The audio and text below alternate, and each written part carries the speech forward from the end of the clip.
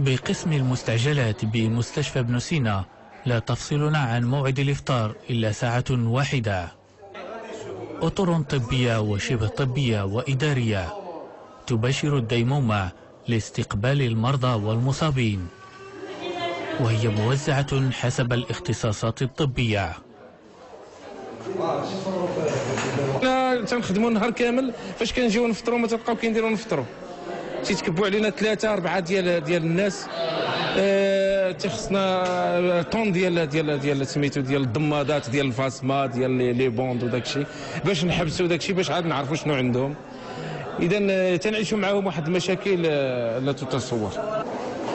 وخلال أوقات الذروة يتدفق عدد كبير من المصابين والمرضى رفقة أفراد من أسرهم، مما يخلق ارتباكا وفوضى داخل المستعجلات، وهذا يربك عمل الأطر الطبية.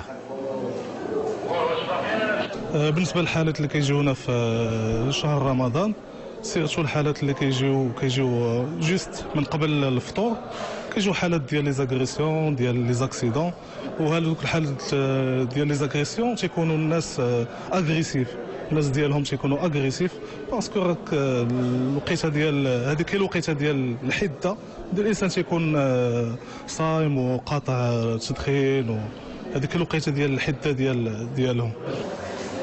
وتتعدد حالات الإصابة التي تتوافد على مستعجلات مستشفى ابن سينا، في مقدمتها حالات الضرب والجرح التي تستدعي تدخلا طبيا عاجلا، وبذلك تبقى مصالح المستعجلات أثناء ساعة الإفطار في الواجهة، نظرا للمجهود الإضافي الذي يبذله الأطباء والممرضون.